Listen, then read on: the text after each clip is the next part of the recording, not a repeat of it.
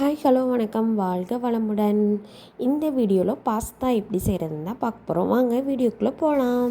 First ஒரு சொம்பு தண்ணியை நல்லா கொதிக்க வச்சுக்கணும். நல்லா தண்ணி கொதித்ததுக்கப்புறம் ஒரு ஸ்பூன் ஆயில், எந்த ஆயில் குக்கிங்குக்கு எந்த ஆயில் யூஸ் பண்ணுவீங்களோ அந்த ஆயிலை ஒரு ஸ்பூன் ஊற்றிக்கணும். எந்த சமையல் செஞ்சாலும் நம்ம கொஞ்சம் உப்பு போட்டுடணும், அதனால் ஒரு ஸ்பூன் உப்பு போட்டுடலாம். எண்ணெய், உப்பு இதெல்லாம் கலந்து நல்லா தண்ணி ஒரு 5 நிமிஷம் நல்லா கொதிக்கணும். இப்படி நல்லா கொதித்ததுக்கப்புறம் ஒரு கப் பாஸ்தா, நான் ஒரு கப் எடுத்திருக்கேன், ஒரு கப் பாஸ்தாவை போட்டு ஒரு 5 நிமிஷம் நல்லா வேக வச்சுக்கணும்.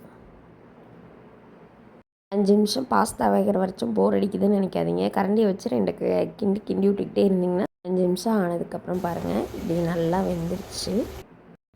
ஒரு வடிகட்டி வச்சு நல்லா பாஸ்தாவை தண்ணி வடித்து எடுத்துக்கணும். இப்படி நல்லா வடிகட்டி எடுத்து வச்சுக்கணும். பண்ணணுன்னா எண்ணெய், கடலைப்பருப்பு, உளுத்தம்பருப்பு, பூண்டு, வெங்காயம் எல்லாத்தையும் போட்டு நல்லா வணக்கிட்டு, தக்காளி 2 தக்காளியை நான் மிக்ஸி ஜாரில் போட்டு ஜூஸ் மாதிரி எடுத்து வச்சுருக்கேன், அடித்து வச்சுருக்கேன். அதையும் ஊற்றி ஒரு 2 கிளறி விடுங்க. இந்த வெங்காயம், தக்காளி ஜூஸு இது எல்லாமே நல்லா மிக்ஸ் ஆகணும்.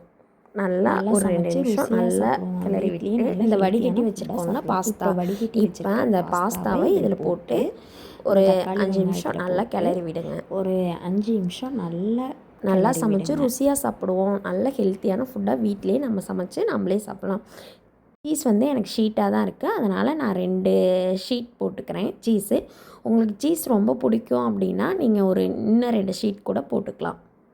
2 நிமிஷத்தில் சீஸ் மெல்ட் ஆகிரும். அவ்வளோதான், சுவையான சீஸி பாஸ்தா ரெடியாகி விட்டது. நல்லா சமைச்சு ருசியாக சாப்பிடுவோம்.